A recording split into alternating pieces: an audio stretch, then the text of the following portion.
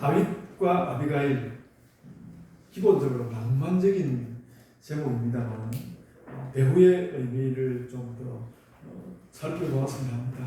여러분, 이 사무엘상 25장은 아비가일의 장이라고 할 수 있습니다. 아비가일의 이야기를 가득한데요.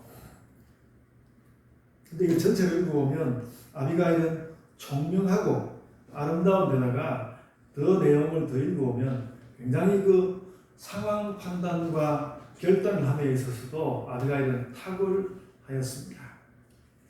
여걸이라 하기에는 그 아름다운 모습하고 어울리지 않지만은 이건 대단히 그 상황에 대한 판단이 훌륭했던 그런 여성이었습니다. 결국 이제 남편이 된 다윗이 아비가일을 마구 대한다거나 혹은 또 뒷방에 묵혀둔 것 같지는 않습니다.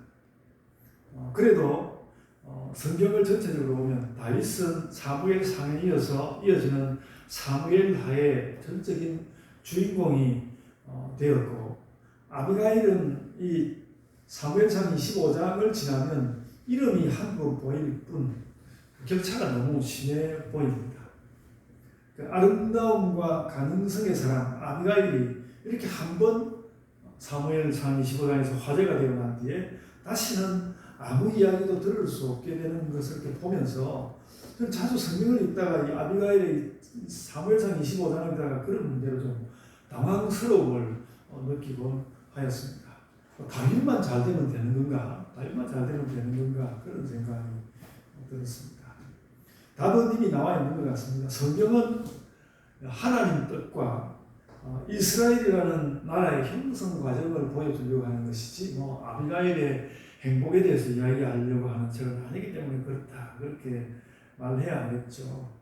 아비가일이 다윗의 아내가 되기까지 과정은, 그러니까 그 다윗의 아내가 되기까지 그 과정은 뭔가 그 이스라엘이 형성되는 일에 있어서 중요하지만 그 이후에는 그런 이슈가 없었던 것이죠. 그래서 이제 우리 자신들을 좀 말하기로 한다면 우리는 또 아비가일보다도 더 작은 존재들인데 우리는 그러면 이 복음의 역사에서 우리는 어디 있는 것일까? 우리의 자리는 어느 정도 될까? 이런 질문이 떠오르고, 그래서 우리 자신의 생각 때문에 아비가일이라는 사람을 생각하게 되는 것입니다. 성경 기록 자체에 불만이 있는 것은 아니지만 아비가일 같은 꽤 훌륭한데도 사무엘상 25장을 지나면 완전히 사라져버리는 이런 아비가일 같은 사람을 우리는 어떻게 이해하는 것이 좋을까 생각합니다. 그래서 그런 질문 여전히 할 수 있다고 보고요. 이것이 우리 자신의 문제다. 그래서 아비가일을 들여다보려고 합니다.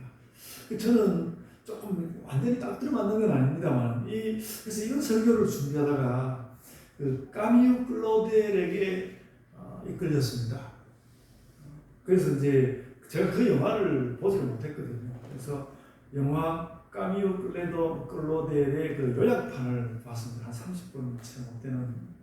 이 까미유 클로델은 조각가 로댕의 20세 이상 어린 연인이었습니다.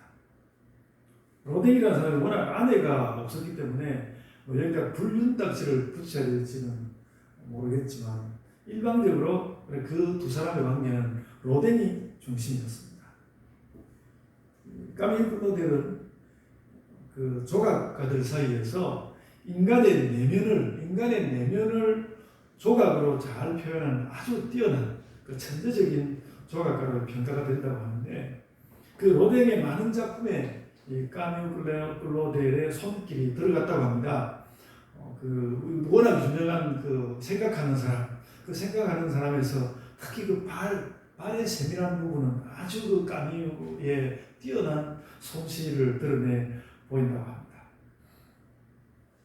그러나 연인 로댕에 가리워서 불행한 삶을 살았고 결국 나중에는 30년 세월을 정신병원에서 지내다가 세상을 떠나고 말았습니다. 그래서 그런 장면을 영화를 보니까 그냥 인간적으로 제가 막 펑펑 울고 그러지는 않았는데 눈물이 흐르는 것을 느꼈습니다. 그래서 이제 제 감상은 그 까미오 클로데를 본 제 감상은 남편들이 아내들에게 잘해야 되겠다. 그거였습니다. 남편이 아내들에게 잘해야 되겠다. 저도 이미 좀 잘하고 있지만 좀 더 잘해야 되겠다. 뭐 그런 생각이었습니다. 그리고 이런 것이죠. 아내에게 잘한다는 것은 무엇일까? 내 아내의 본질은 무엇인지, 또 내 아내는 뭘 잘하고, 또 내 아내가 가지고 있는 강점은 무엇이고, 또 약한 부분은 무엇인가, 이런 좀 더 나의 아내, 인간인 나의 아내에 대해서 좀 더 깊이 들여다보는 물음을 가지고 살아야 한다는 것이죠.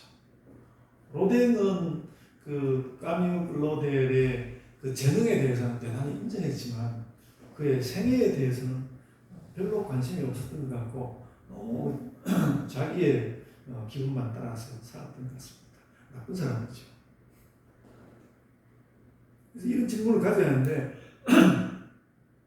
그런 것이죠. 남편이 아니라면 누가 그걸 물어줄까? 남편이 아니면 누가 물어줄까? 성경에서도 이렇게 아비가일에도 잘 안 물어주는데 남편이 아니면 누가 물어줄까? 그래서 오늘 이 다윗과 아비가일의 이야기에서 우리는 무엇보다도 부부관계에 대해서도 뭔가 생각할 거리를 준다고 생각합니다. 이 아비가일과 까미오 클로델은 처지가 많이 다르지만 저는 그래서 그 비슷한 부분을 생각하는 것입니다. 제가 어떤 모임에서 아비가일과 다윗의 만남에 대해서 설교를 했는데 그게 한 명의 아내가 아닌 인물에 대해서 어떤 분은 그 설교를 별로 언짢아했고 또 어떤 분은 거의 한 30년이 지나서 그분을 그때 설교할 때 그 자리에서 거의 30년 가까이 지나서 만나가지고 저를 기억하는 것보다도 그때 제가 설교했던 그 아비가일의 설교를 기억하고 있다고 해서 제가 깜짝 놀란 적이 있습니다. 아마도 그때 저는 상당히 낭만적으로 이 둘의 만남을 표현했던 것 같거든요. 그래서 여러분 광야의 반체제 지도자 다윗과 미망인 아비가일의 결혼에는 남녀관계에 특별한 느낌이 있습니다. 저는 오늘 다윗보다는 아비가일에 집중하고 있는데요. 까미우 클로델이 천재 조각가였지만 연인 로댕에 집착하면서 자신의 그 예술 세계를 충분히 펼치지 못했는데 아비가일 이야기도 좀 전의 이야기지만 사무엘상 25장이 끝이고 계속 다윗 이야기만 나온단 말이죠. 성경이 공평하지 못하다는 생각은 아닌데 뭔가 아비가일에 집중해서 보면 좀 아쉽다는 느낌이 듭니다. 오늘 우리가 읽은 본문 좀 앞쪽에 사무엘상 25장 3절에서 성경은 아비가일이 총명하고 용모가 아름다웠다고 기록하였습니다. 그런데 그러고 나서 오늘 우리가 읽은 본문이죠. 본문 42절에 다윗의 아내가 되니라. 총명하고 용모가 아름답다는 말이 나올 때는 여러 가지 이야기들이 많이 나올 것 같은데 하여간 중간에 조금 이야기가 나오긴 했죠. 42절 다윗의 아내가 되니라. 그러면 아비가일 이야기는 끝입니다. 그래서 이런 거죠. 그러니까 우리는 제가 아비가일을 특별히 안타깝게 생각한다기보다는 그런 아비가일의 이야기가 붙이면서 인생이 이런 건가? 그런 아쉬움이 생긴다는 것이죠. 그래서 여러분 저는 이번에 그 사무엘상 말씀 큐티를 하면서 참 그 사람에 대해서 사람을 좀 유심히 많이 봐야 하겠다. 하나님은 물론 다 하나하나 봐주시지만 사람은 유심히 좀 많이 봐야 되겠다는 그런 관심을 갖게 되었습니다. 성경에 나오는 인물들이 다 주인공은 아니더라도 그 등장인물들이 다 자기 느낌을 가지고 있다는 것이죠. 그리고 그 느낌 때문에 그 성경에 나오는 주인공 아닌 사람들에 대한 느낌을 가지는 가운데 그 느낌 때문에 그러니까 우리들은 대체로 보면 세상 가운데 크게 주인공은 아니지 않습니까? 그 주인공이 아닌 사람들에 대한 느낌을 가지는 가운데에서 그 느낌 때문에 나를 느끼고 나의 가족도 느끼고 또 이웃도 느끼고 또 세상 가운데서 별 볼일 없이 살아가는 사람들에 대한 느낌도 우리는 가지게 된다는 것이죠. 성경을 읽으면서 그런 것도 좀 느꼈으면 좋겠다. 성경 인물들에 대한 애착이 성경 인물들의 그 주인공 말고 다른 사람들에 대한 애착이 참 사무엘상을 읽으면서 참 그런 애착이 참 많이 느껴졌습니다. 그리고 이제 이렇게 생각해보면 아마도 성경의 기록은 매우 훌륭하다. 그 성경에 다 기록하진 않았어도 우리들로 하여금 성경에 나오는 주인공 아닌 사람들을 조금씩 느끼게 해준다는 그런 면에서 성경의 기록이 훌륭하다 이런 뜻도 될 것입니다. 성경을 진지하게 읽으면 주인공 말고 다른 사람들도 하나하나 내 마음 가운데 들어온다. 아마도 그런 주인공 아닌 많은 사람들이 그 사람들이 내 마음 가운데 들어와서 그 사람의 느낌이 쌓이면 그것이 우리의 인격이 되어서 나타날지도 모르는 것입니다. 저는 그런 생각을 하였습니다. 예를 들어서 이제 좀 그래도 좀 두드러진 사람들 이야기 좀 하면요. 사울은 사무엘상 22장에서 결정적으로 제사장 성읍 노업을 진멸하는 아주 엄청난 악행을 저지르고 엄청난 악행입니다. 그냥 이렇게 성을 이렇게 진멸하는 것도 아니고 노업이라는 그 성에 제사장들이 살고 있었거든요. 그러니까 하나님과 전쟁하는 건데 사울이 노업의 제사장들을 바로 진멸해버렸습니다. 아주 엄청난 악행이었습니다. 그래서 아마 성경에 나오는 하나님에 도전하는 사람들 가운데 아주 손에 꼽히는 악행이었습니다. 죄질이 너무 나쁘고 악한 마음이 하늘을 찔렀습니다. 물론 사울에 대해서 안 됐다는 생각이 들긴 하지만 사실은 사울은 너무 큰 악행을 저질렀습니다. 우리는 어쨌든 안타까운 악행을 사울을 생각할 때 함께 기억해야 하겠습니다. 사울을 그렇게 이제 사울은 너무 큰 악행을 저질렀어 그런 생각을 하고 보니까 그의 아들 요나단이 애처롭게 느껴졌습니다. 상황이 좋다면 자신이 왕이 될 수 있다는 것을 요나단이 왜 몰랐겠습니까? 알았을 거거든요. 그리고 사무엘상 14장을 보면요, 그는 그 아버지의 전쟁이 교착 상태에 빠졌을 때 스스로 자신이 특공대가 되어서 적진을 돌파하기도 했습니다. 굉장히 용기도 있고 지혜도 있고 전략을 아는 사람이었습니다. 그러나 그는 꽤 요나단은 상당히 좋은 사람이었는데 자꾸 그 집착만 늘어가는 아버지 사울을 보면서 그는 요나단은 우리 가문은 이렇게 끝이구나. 요나단이 그런 걸 느꼈다고 생각합니다. 우리 가문은 이게 끝이구나. 조용히 자기 혼자서 그걸 인정해야 했고요. 그리고 그 점점 미쳐가는 그 아버지와 함께 자기는 죽어야 할 것이라는 자기의 운명을 감지했던 것 같습니다. 그래서 그는 친구 다윗에게 네가 왕이 될 것이라는 그런 말을 하면서 다윗에게 자신의 그 자식들을 부탁하기로 했습니다. 나중에 네가 그 훌륭하게 되거든 우리 자식들을 잘 살펴다오. 그런 부탁까지 했습니다. 그런데 사람들 가운데는 이 다윗보다는 요나단을 더 닮은 사람이 많습니다. 다윗보다는 요나단을 더 닮은 사람이 많거든요. 그리고 시대가 평화로웠다면 다윗보다 요나단이 더 훌륭한 사람으로 더 성공적일 수도 있었습니다. 그래서 요나단을 향하여서 안타까움이 한가득입니다. 요나단은 매우 이성적이면서 감성도 아주 풍부한 그 친구를 보살필 줄 아는 훌륭한 사람이었습니다.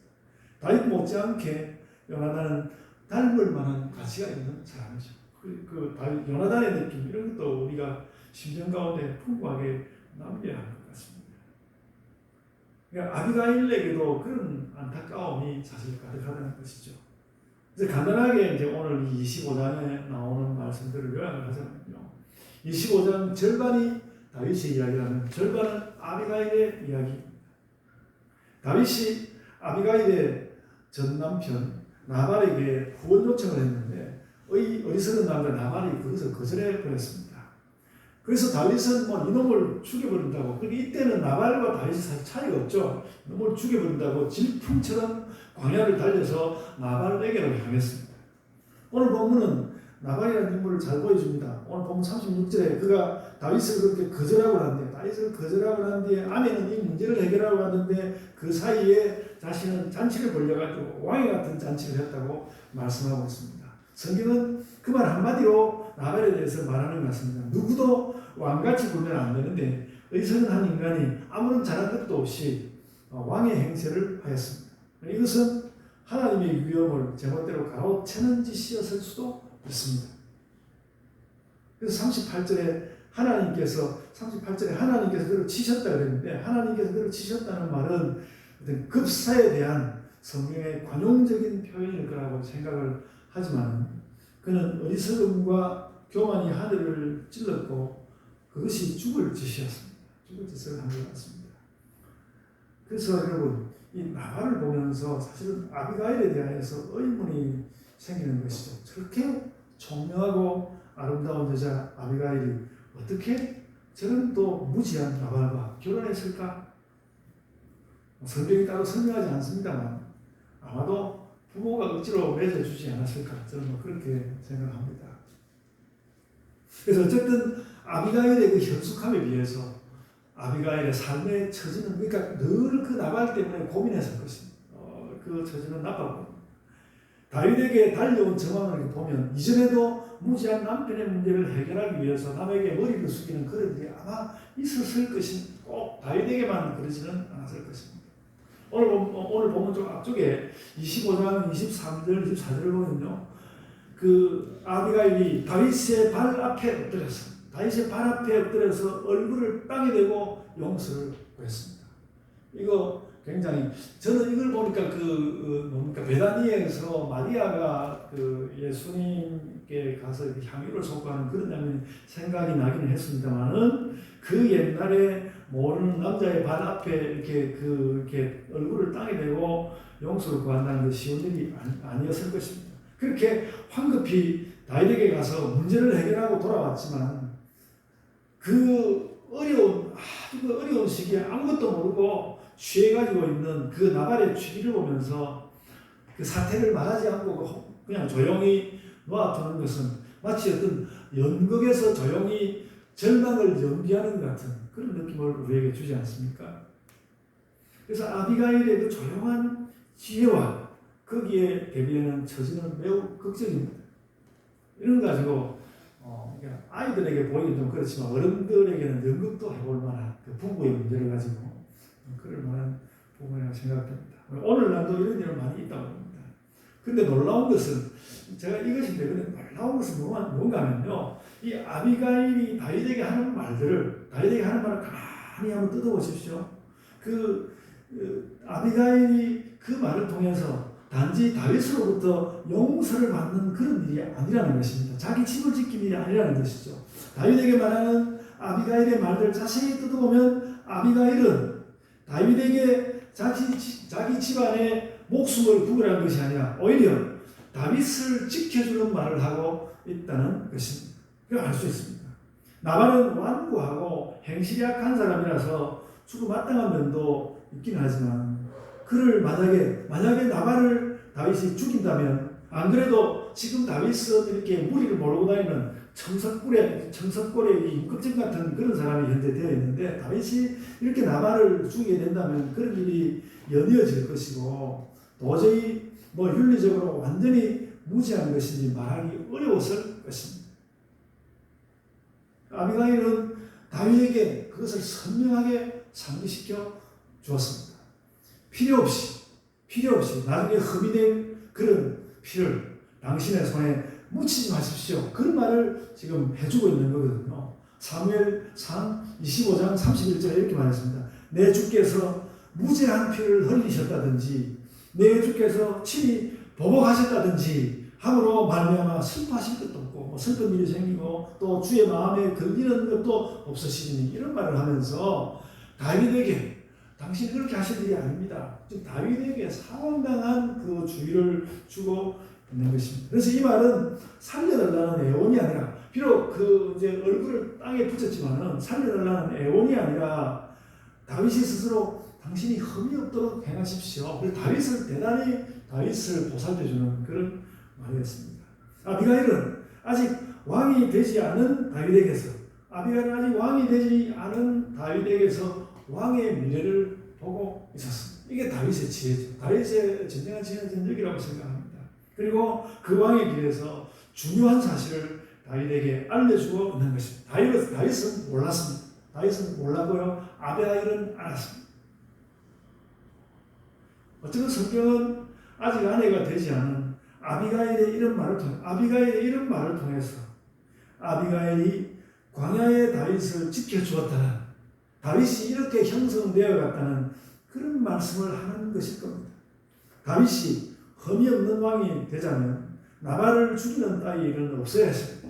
정황상으로는 정황은 남편을 용서해 달라는 것인데, 그 말은 정작 나발을 걱정하는 것이 아니라 다윗을 걱정하고 있는 것입니다.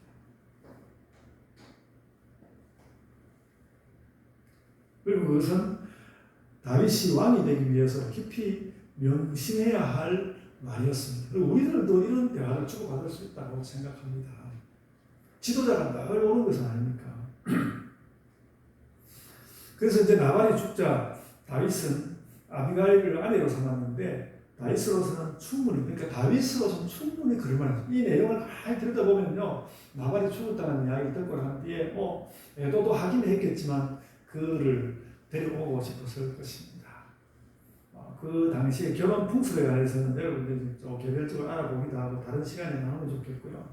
그래서 여러분, 그냥 상식적으로 말하자면 지금 다윗이 어디 가냐, 바람 광야라는 그 사해의 남서쪽에 있는 그 광야 동굴 뭐 이런 곳에서 살고 있었는데, 광야 그 험한 곳에서 살아가는 다윗은 말하자면 아까 말씀드린 대로 청석골의 임꺽정 같은 그냥 아무렇게나 보면 그런 사람이었거든요. 그 당시는 그랬습니다.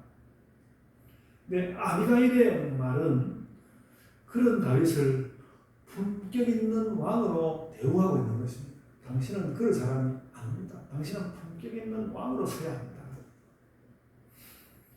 다윗은 이미 장점이 많은 사람이지만 아비가일이 가진 이런 차분함을 아직은 갖추지 못하고 있었습니다.